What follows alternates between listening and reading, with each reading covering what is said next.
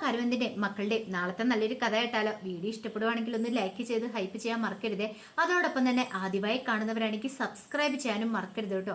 അങ്ങനെ ഒടുവില് ജയപാലം വിളിച്ചിട്ട് താരയെ ഭീഷണിപ്പെടുത്തുവാണ്. എത്രയും പെട്ടെന്ന് ആ കാവേരിയെ അവരുടെ കൂടെയുള്ളവരെ പറഞ്ഞു വിട്ടേക്കണം, അല്ലെങ്കിലുണ്ടല്ലോ നിങ്ങളുടെ അച്ഛൻ മേടിച്ചിരിക്കുന്ന പൈസ ഉടനടി തന്നെ തരേണ്ടി വരൂ എന്നൊക്കെ പറഞ്ഞു. എല്ലാം കേട്ട് കഴിഞ്ഞപ്പോഴത്തേനും താരയ്ക്ക് ഭയങ്കര ടെൻഷനായി. എന്ത് ചെയ്യണമെന്ന് അറിയില്ല. ജയപാലൻ പിന്നീട് ഒരു കാര്യം കൂടെ പറഞ്ഞു, ഇല്ലെങ്കിൽ ഞാൻ അവിടേക്ക് വരൂന്ന്. അത് കേട്ടതും താരയ്ക്ക് എന്ത് ചെയ്യണം, ഇനിയിപ്പോൾ എങ്ങനെ ഇവരെ പറഞ്ഞു വിടുന്നൊരു കാര്യമേ. ഒടുവിലെ താര പെട്ടെന്ന് തന്നെ പോയി ഗംഗയെ വിളിച്ചു. ഗംഗയെ വിളിച്ചോണ്ട് വന്നിട്ട് പറഞ്ഞു, ഗംഗയെ എത്രയും പെട്ടെന്ന് തന്നെ നിങ്ങൾ വീട് തപ്പി കണ്ടുപിടിക്കണമെന്ന് പറഞ്ഞു. അല്ല അപ്പം നീ കുഴപ്പമില്ല എന്ന് പറഞ്ഞോ, കുറച്ച് ദിവസം കഴിഞ്ഞിട്ട് പോയാൽ മതി എന്ന് പറഞ്ഞോ. അതെ, ഒരു 2 ദിവസത്തിനുള്ളിൽ തന്നെ സിനോജേടനും അച്ഛനും അമ്മയൊക്കെ എത്തും. അപ്പോൾ അവർ വിളിച്ചിട്ടുണ്ടായിരുന്നു. ഇപ്പം എത്രയും പെട്ടെന്ന് തന്നെ നിങ്ങളെ ഇവിടുന്ന് പറഞ്ഞു കൊണ്ടുവന്ന് പറഞ്ഞു. അല്ല അത് പെട്ടെന്ന് ഇങ്ങനെ പറഞ്ഞിട്ടുണ്ടെങ്കിൽ നാളെയെങ്കിൽ നാളെ. അല്ല അതിന് വീടൊന്നും അന്വേഷിച്ച് കണ്ടുപിടിച്ചില്ലല്ലോ. അതെ, വീട് അന്വേഷിക്കുമെന്ന് പറഞ്ഞിരുന്നിട്ട് കാര്യമില്ല, അന്വേഷിച്ചല്ലേ കിട്ടത്തുള്ളൂ. പെട്ടെന്നുണ്ടായ താരയുടെ ഭാവമാറ്റം കണ്ടു കഴിഞ്ഞപ്പോഴത്തേനും ഗംഗയ്ക്ക് തോന്നി എന്തോ ഒരു കാര്യമുണ്ട്. അല്ലെങ്കിൽ പിന്നെ ഇത്ര പെട്ടെന്ന് ഇങ്ങനെ മാറേണ്ട കാര്യമൊന്നുമില്ലല്ലോ. ഗംഗ ചോദിച്ചു, താരെ കാര്യം എന്താ വെച്ചാൽ പറ, എന്തെങ്കിലും പ്രശ്നമുണ്ടോ? അതെ, തൽക്കാലത്തേക്ക് പ്രശ്നത്തെക്കുറിച്ചൊന്നും ചിന്തിക്കണ്ട, ഞാൻ പറഞ്ഞല്ലോ.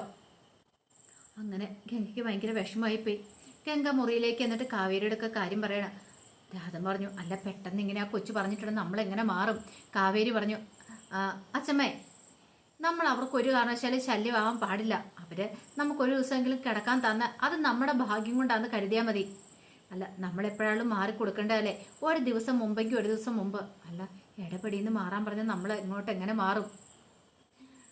ഇത് കേട്ട വിനീത് പറഞ്ഞു, അത് ശരിയാ. ഗംഗ പറഞ്ഞു, വിനീതേട്ടൻ മിണ്ടരുത്. വിനീതേട്ടൻ ഒറ്റ ഒരാളാ ഇതൊക്കെ. വേവിച്ചേണ്ട ഈ പൈസ കൊടുത്തിട്ട് വീടെല്ലാം റെഡിയാക്കിയിട്ടുണ്ടെന്ന് വിനീതേട്ടൻ പറഞ്ഞുകൊണ്ടല്ലേ നമ്മൾ ഇങ്ങോട്ടേക്ക് പെട്ടെന്ന് പോന്നേ. ഇവിടെ വന്നു കഴിഞ്ഞപ്പോൾ വീടുമില്ല കൂടുമില്ല. വിനീതേട്ടൻ ഇത്തിരിയെങ്കിലും ഒരു ഉത്തരവാദിത്വം ഉണ്ടോ? അതെങ്ങനെയാ? അപ്പോഴേക്ക് ശാരദ പറഞ്ഞു, നീ ഇനിയിപ്പോൾ അവനെ കുറ്റപ്പെടുത്തേണ്ട കാര്യമൊന്നുമില്ല. അമ്മയ്ക്ക് ഇത് പറയാം. എൻ്റെ വിഷമം എനിക്കല്ലേ അറിയത്തുള്ളൂ. താര ഇത് പറയുമ്പം അവളുടെ മനസ്സിൽ നല്ല സങ്കടമുണ്ടെന്ന് തോന്നുന്നുണ്ട്. ഒരുപക്ഷെ അവളുടെ വീട്ടുകാർ വന്ന് അവളുടെ വഴക്ക് പറയുമെന്ന് ഓർത്തിട്ടായിരിക്കും താര ഇങ്ങനെയൊക്കെ പറഞ്ഞിരിക്കുന്നത്. നമ്മളായിട്ട് മാറിക്കൊടുക്കണ്ടേ എന്ന് ചോദിച്ചു. അപ്പോഴേക്ക് ശാരദ പറഞ്ഞു, ഓരോരോ പ്രശ്നങ്ങൾ കൊണ്ടല്ലേ വീടും കാര്യങ്ങളും ഒക്കെ റെഡിയാവാത്തെ. ഇനി എത്രയും പെട്ടെന്ന് തന്നെ ഏതെങ്കിലും ഒരു വീട് കിട്ടിയാൽ മതി, നമുക്ക് അങ്ങോട്ടേക്ക് മാറാം. അത് കേട്ടപ്പം അത് കേട്ട് കഴിഞ്ഞപ്പോഴത്തേനും കാവേരി പറഞ്ഞു, അത് ശരിയായിട്ടുള്ള കാര്യമാണ്. ഒത്തിരി വലിയ സൗകര്യങ്ങളും കാര്യങ്ങളൊന്നും വേണമെന്നില്ല, പെട്ടെന്ന് മാറാൻ പറ്റുന്ന ഒരു ചെറിയ വീടാണെങ്കിലും മതി. രാധൻ പറഞ്ഞു, അതെങ്ങനെയാ? ഒന്നിനും ഈശ്വരവിശ്വാസം കാര്യങ്ങളൊന്നും ഇല്ല. അല്ലെങ്കിൽ വന്നിട്ട് ഈ ക്ഷേത്രത്തിൽ ഇവിടെ അടുത്തിവിടെ ഒരു ക്ഷേത്രത്തിൽ പോയി പ്രാർത്ഥിക്കുമല്ലായിരുന്നോ?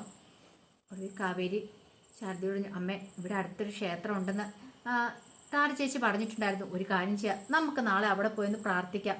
ഒരു പക്ഷേ ഇനിയിപ്പോൾ ദൈവാനുഗ്രഹത്തിന് കുറവുകൊണ്ടാണോ ഇങ്ങനെ സംഭവിക്കുന്നത്, എന്തെങ്കിലും പ്രശ്നം ഉണ്ടായിട്ടാണോ എന്ന് അറിയത്തില്ല. ശാരദ പറഞ്ഞു, അതിനെന്താ മോളെ, നാളെ തന്നെ പോയിക്കോളാം. അരവിന്ദേട്ടൻ ഉണ്ടായിരുന്നെങ്കിൽ ഇപ്പം ഇങ്ങനെയൊന്നും ഓടി നടക്കേണ്ട വരില്ലായിരുന്നു, എന്തൊരു ആവശ്യം ഉണ്ടെങ്കിലും. അത് കേട്ടപ്പം കാവേരി പറഞ്ഞു, ഇനിയിപ്പോൾ അതിനെക്കുറിച്ച് അമ്മ ഓർത്ത് കരഞ്ഞിട്ട് കാര്യമുണ്ടോ? കഴിഞ്ഞു പോയ കാര്യങ്ങൾ കഴിഞ്ഞില്ലേ അമ്മേ?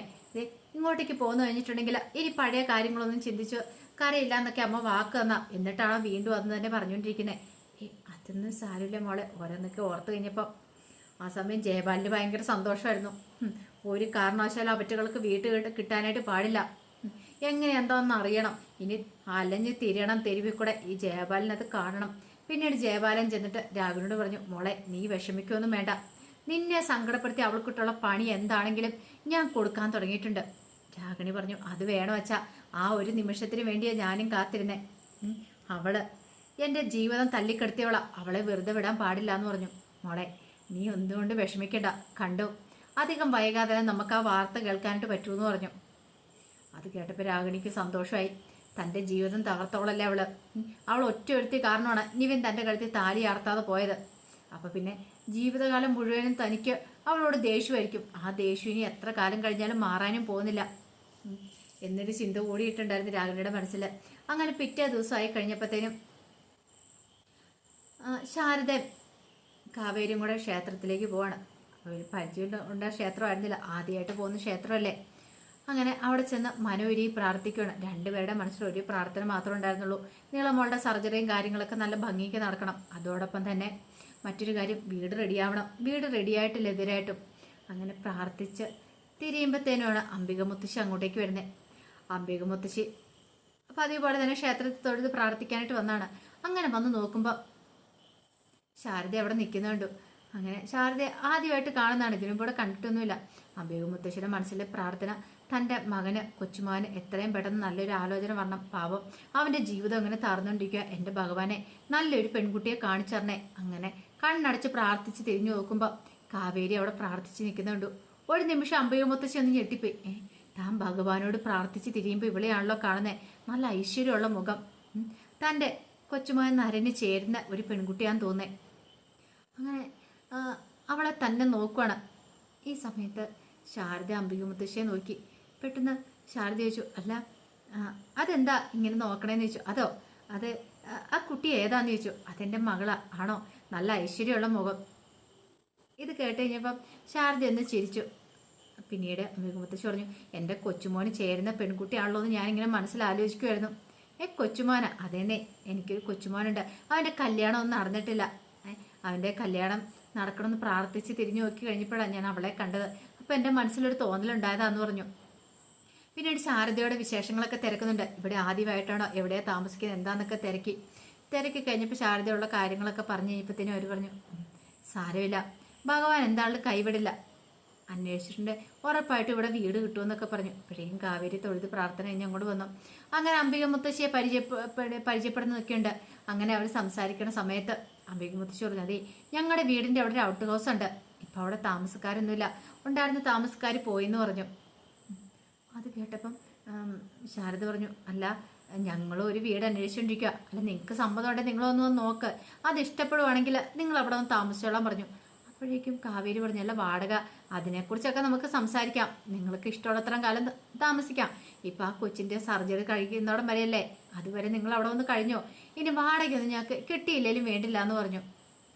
കാവേരിക്ക് ശാരദയ്ക്ക് അമ്പരപ്പായിരുന്നു. ഇന്നത്തെ കാലത്ത് ഇങ്ങനത്തെ ആൾക്കാരൊക്കെ ഉണ്ടോ എന്നൊരു ചിന്ത അവരുടെ മനസ്സിലും ഉണ്ടായി. ഒരു വാടക പോലും വേണ്ടാന്ന് പറഞ്ഞ് വീട് വാടകയ്ക്ക് കൊടുക്കുന്നേ.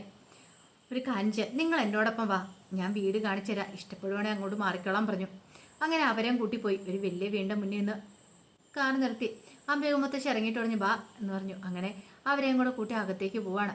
അങ്ങനെ വീടൊക്കെ ഇങ്ങനെ കാണിച്ചു കൊടുക്കണം, നോക്ക് ഇതാ വീടെന്നൊക്കെ പറഞ്ഞു.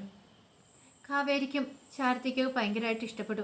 അപ്പോഴേക്ക് ശാരദ ചോദിച്ചു, അല്ല ഇതെന്താ ഇവിടെ താമസക്കാരില്ലാത്ത, ഇനി ഇവിടെ വല്ല പ്രശ്നം ഉണ്ടായിട്ടാണോ എന്ന് ചോദിച്ചു. അത് കേട്ടതും അംബിക മുത്തശ്ശി ഒന്ന് നോക്കുകയാണ്. എന്താ അങ്ങനെ ചോദിച്ചേ? അല്ല ഞാൻ ചോദിച്ചാ, ഇത്ര നല്ല വീടായിട്ട് ഇവിടെ താമസക്കാരൊന്നും ഇല്ലാത്തതുകൊണ്ടേ ഇനി വല്ല പ്രശ്നമുണ്ടോയെന്ന്. അങ്ങനെ കുഴപ്പങ്ങളൊന്നും ഇല്ലയെന്ന് പറഞ്ഞു. അങ്ങനെയാണ് അംബിക മുത്തശ്ശി പറഞ്ഞത്. കുറച്ച് കഴിഞ്ഞപ്പോഴത്തേനും ശാരദയൊക്കെ വിളിച്ചുകൊണ്ട് അകത്തേക്ക് ബാ ചായ കുടിക്കാന്നൊക്കെ പറഞ്ഞുകൊണ്ട് കാവേരി പറഞ്ഞു, ഞാനിവിടേക്ക് നടന്ന് കാണട്ടെ എന്നും പറഞ്ഞുകൊണ്ട് കാവേരി പുറത്തേക്ക് ഇറങ്ങി. അങ്ങനെ അവിടെയൊക്കെ നടന്ന് കണ്ട് ഇങ്ങനെ എൻ്റെ ടെറസിൻ്റെ മുകളിലേക്ക് ഇങ്ങനെ വന്ന് അവിടെ ഇങ്ങനെ നോക്കുവാണ്. അവിടെയൊക്കെ നല്ല ഭംഗിയുണ്ട് ഇവിടെ നിന്ന് കാണാനായിട്ട് എന്നൊക്കെ ഒരു ചിന്തയായിരുന്നു മനസ്സിൽ. പെട്ടെന്ന് പിന്നീട് ആരാന്നൊരു ചോദ്യമായിരുന്നു. കാവേരി ഞെട്ടിപ്പോയി. തിരിഞ്ഞ് നോക്കി കഴിയുമ്പോഴത്തേനും നരൻ നിൽക്കുന്നേ. കാവേരിക്ക് എന്തായാലും മനസ്സിലായില്ല, പക്ഷെ എവിടെയോ കണ്ടു മറന്നൊരു മുഖം എന്ന് കാവേരിക്ക് തോന്നി. പെട്ടെന്ന് കാവേരി ചോദിച്ചു, നിങ്ങൾ ആരാന്ന് ചോദിച്ചു. ഞാനോ? എൻ്റെ വീട്ടിൽ വന്നിട്ട് ഞാൻ ആരാന്നോ? ഒരു നിമിഷം കാവേരി വല്ലാതെ ഏപ്പി. ഇയാളുടെ വീടായിരുന്നു ഇത് എന്നൊരു ചിന്ത മനസ്സിലുണ്ടായിരുന്നുണ്ട്. അല്ല നിങ്ങൾ എന്തിനാ ഇവിടേക്ക് വന്നേ, നീ ഏതാ എന്നൊക്കെ ചോദിച്ചുകൊണ്ട് ദേഷ്യപ്പെടുവാണ് കാവേരിയോട്. അപ്പോഴേക്കും കാവേരി പറഞ്ഞു, അത് പിന്നെ ഔട്ട് ഹൗസ് വാടകയ്ക്ക് കൊടുക്കാണ്ടെന്ന് പറഞ്ഞു, അതുകൊണ്ട് വന്നാന്ന് പറഞ്ഞു. വാടകയ്ക്കോ? ഇവിടെ ഒന്നും വാടകയ്ക്കൊന്നും കൊടുക്കുന്നൊന്നുമില്ല. അത് മുത്തശ്ശി വെറുതെ പറഞ്ഞ, എത്രയും പെട്ടെന്ന് സ്ഥലം വിടാൻ നോക്ക് അതും പറഞ്ഞ് നരൻ ചീത്ത പറഞ്ഞിട്ട് അങ്ങോട്ട് പോയി. കാവേരിക്ക് ഭയങ്കര വിഷമമായി. ഇനി എന്ത് ചെയ്യണമെന്ന് അറിയത്തില്ല. ഏക പ്രതീക്ഷയായിരുന്നു, ആ പ്രതീക്ഷ നഷ്ടപ്പെട്ടല്ലോ എന്നൊരു ചിന്തയൊക്കെ മനസ്സിലേക്ക് വരുന്നുണ്ട്. അപ്പം അതിൻ്റെ കഥകളൊക്കെ നമ്മൾ കാണാൻ പോകുന്നത്. ആ വിശേഷങ്ങൾക്കായി നമുക്ക് എല്ലാവർക്കും കാത്തിരിക്കാം കേട്ടോ. അങ്ങനെയൊക്കെ നരൻ പറഞ്ഞിട്ട് പോയെന്ന് പറഞ്ഞാലും അവസാനം നാരൻ അവരെ അവിടെ താമസിപ്പിക്കുക തന്നെ ചെയ്യും. ജയപാലിട്ട് പണി കിട്ടും.